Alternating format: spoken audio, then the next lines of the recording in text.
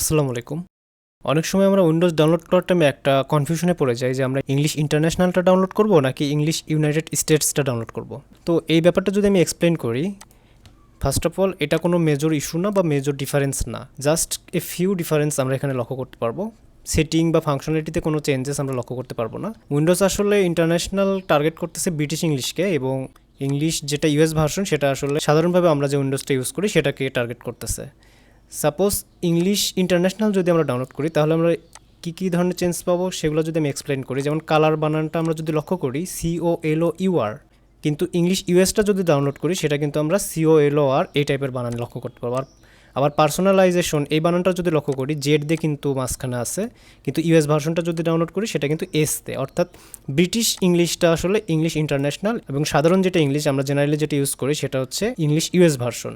এবং সেটিংসে যদি কিছু চেঞ্জেসের কথা আমি বলি, এগুলো আসলে মেজর কিছু না, জাস্ট মাইনর কিছু।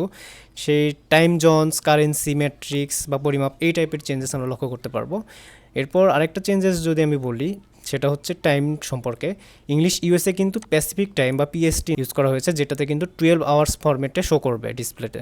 এই যেমন আমার এখানে 4টা 6 বাজে, এটা যদি আমি ইংলিশ ইন্টারন্যাশনালটা ইউজ করতাম বা ইংলিশ ইন্টারন্যাশনাল উইন্ডোজটা ডাউনলোড করতাম তাহলে কিন্তু এখানে 16টা 6 বাজতো, অর্থাৎ 24 আওয়ার ফরম্যাটে কিন্তু টাইমটা শো করতো।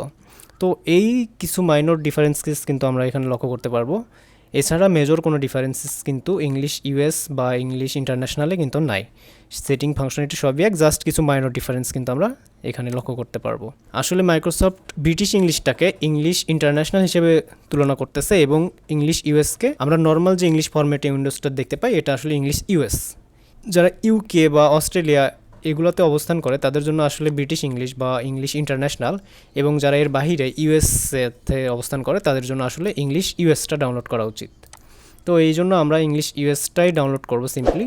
তো এই ছিল ইংলিশ ইউএস এবং ইংলিশ ইন্টারন্যাশনালের কিছু মাইনর ডিফারেন্সেস। এখানে মেজর কোনো ডিফারেন্স নাই। সাবস্ক্রাইব করে পরবর্তী ভিডিও দেখার আমন্ত্রণ রইল। Thank you.